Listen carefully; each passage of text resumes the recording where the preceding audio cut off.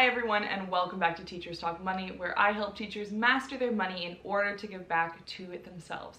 Welcome back to another month and another goal in our 12 months to get good with money series. This is a series of small, actionable, bite-sized pieces of information and goals for you to follow in order to get good with money slowly. Let's recap all of the goals that we've had for all of the months leading up to this one, September 2020. In January, our first goal was to make a budget. Our next goal in February was to actually make some savings goals. In March, our third goal was to separate our savings accounts and consider whether or not automation is something we wanted to pursue. In April, we got different advice on our taxes depending on our different situations. In May, we went over the general concepts of investing, and the goal was to do more research on our own. And then in June, we actually made our investing plan. In July, we went even further and decided to do a budget brainstorm and strategize on different ways that we could lower our expenses. In August, we took the flip side of that, and instead of focusing on lowering our expenses, we made a game plan to earn more money. Now it is September, and we are on our 9th goal of the year, our 9th out of 12th goal. And the goal this time is less related to money management advice and more related to making sure that we actually feel good about our money and have a positive money mindset. Now, if you're just joining us here for the first time, you can go and catch up with the goals at whatever pace seems fit for you. You can start with the goal that we did in January this month and do one a month, or double up for some months, or just try to catch up as quickly as possible if that's your style. But remember, these are meant to be done over a long period of time to make sure that you really have time to implement these changes into your life before you move on and start trying to up your money game. That being said, this one for September is pretty much actionable for everybody, no matter where you're at with your money management. So when we talk about getting good with money, we talk about all of the basics and the how-tos, and that stuff is really, really important. It's the reason I have been really focusing all the past episodes of this series on that sort of actionable, important steps and information you need to know for the basics of money management.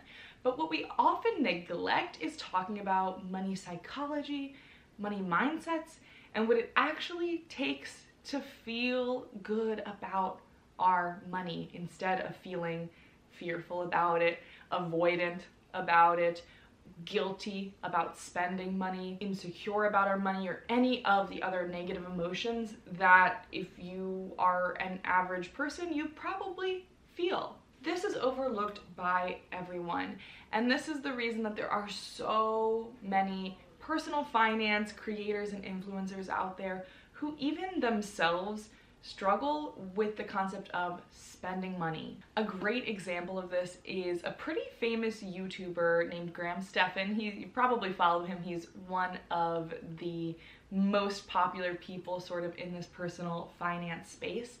And despite being a multimillionaire in his 20s, Graham still talks about the fact that he has difficulty spending money because so much of the work that got him to the point where he is had to do with bootstraps, hard work, and hyper frugality. So despite the fact that he's literally a multimillionaire, he has very low expenses, he still struggles to actually spend money, small amounts or big amounts, on things that would even add value to his life. I don't know about you, but that scares the mess out of me because I don't want to be somebody who amasses all of this wealth and maybe even hoards wealth to a certain degree for no purpose other than to have it. I want to become wealthy, but I also want to have a positive relationship with using money and spending money in ways that improve my life. I do not want to be afraid of that. Because if I feel bad about it, then what on earth was the point of amassing all of this money. So being good with money is one thing, but feeling good with money is a much different, bigger, and honestly, in many cases, more elusive beast. So what does it take to feel good about money? There is a lot of different stuff that goes into this. Honestly, in my opinion, and very luckily for you guys watching if you've been following these steps, I do believe that the first sort of step to feeling good about your money is actually doing all the important things it takes to get an understanding and control of your money. So budgeting, learning about investing, learning about savings, all of these things set you up to feel more positively about money, because all of a sudden you aren't just avoiding it at all costs because it scares you. So I do think that getting control of your money in all of the ways that we have been over the course of this series is really the most important first step. So that's awesome. But as you can see by the example of Graham Stephan that I gave earlier, you can be amazing with money and still feel not totally where you want to be with it. So there's a lot of other things too you can do. I love doing exercises around like limiting beliefs and stuff about money. And if you're interested in sort of exploring your money mindset more, I do have a resource in the description of this video called my Money Map Workbook, which is a downloadable sort of workbook that you go through, and it takes you through a lot of great exercises to improve your money mindset. And they're the exercises that I use. But today, I want you to do one specific exercise as your goal for this month.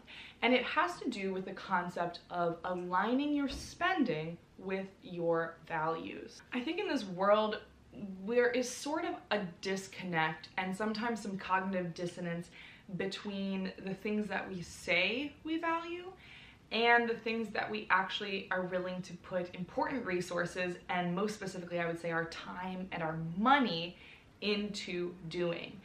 And for me, I think a lot of us have things that we say we value, but then our actions don't necessarily align with those values, and therefore our true values, in my opinion, are what we actually spend our time on and what we actually spend our money on. So for your example, if you're somebody that says you value spending a lot of time with your family, but you don't spend a lot of time with your family because you actually spend more time working or, I don't know, scrolling on social media, playing video games, I have no idea, your life, I'm just giving an example, then you're actually showing me that your real value is working all the time or scrolling on social media instead of spending that family time that you say you value.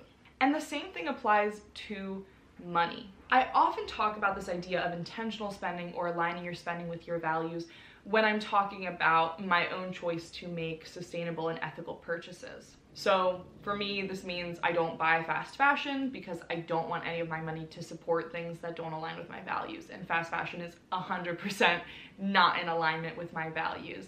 And of course, that has to do with the different companies I'm supporting. Like, I made the choice to not buy anything from Amazon because I completely am pretty disgusted by its practices.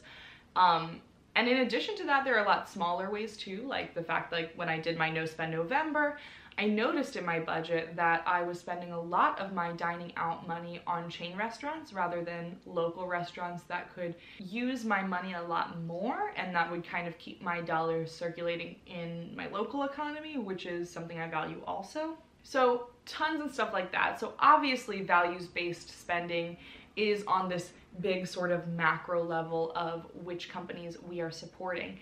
But there are a lot more smaller personal examples of aligning your spending with your values. It doesn't just have to be using your consumer power to vote with your dollar and sort of, make change in that way. It can be little changes in your own life that show what you value when it comes to yourself. For example, if I say I value education, I shouldn't hesitate to spend intentional dollars on taking a class that's important to me, for instance. This could apply to many, many different areas. Maybe it is buying less processed foods at the grocery store, even if it costs you more money to do a healthier alternative because you value a healthy, nutritious diet. Maybe it's budgeting more for gifts or donations because you really value contributions. Maybe it's spending that money on a gym membership because you know you would actually use it and get a lot of value from it. Maybe it's something as simple as budgeting in a weekly coffee or a weekly lunch to eat out after you have taken your coffee and packed your lunch for work for 4 days of the week. It can be something as simple or small as that. And the beauty of aligning your spending with your values is that nobody else gets to tell you what your values are, and you don't have to justify these choices to anyone else. Instead, you just need to be able to justify them to yourself. And as long as you're being really, really real and honest with yourself, then you're making good progress in this direction. And this is amazing because not only do you start to feel less guilt over these purchases, but you actually start to feel good about making these purchases. It's the reason I feel so differently than a lot of personal finance creators about the money that I spend on rent and dining out. Those are two areas where I tend to spend more than other people that are sort of my peers in this sort of money space.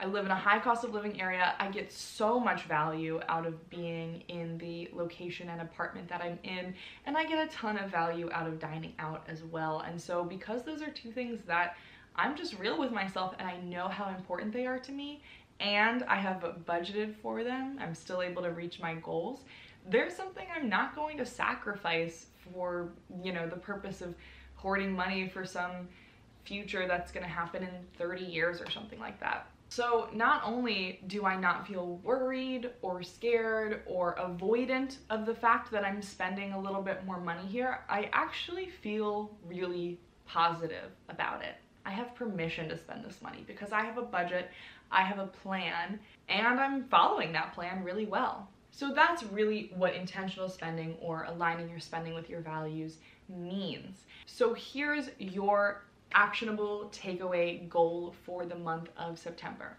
You are going to look at the purchases you made in the previous month. So take a look at everything you spent in August. You can do this by looking at your budget if you keep a running totals column in your budget where you actually track your spending.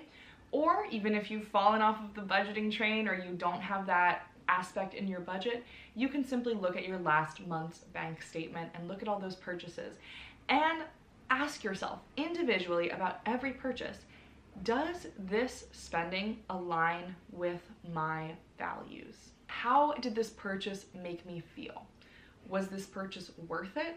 Am I supporting companies that align with my values and beliefs?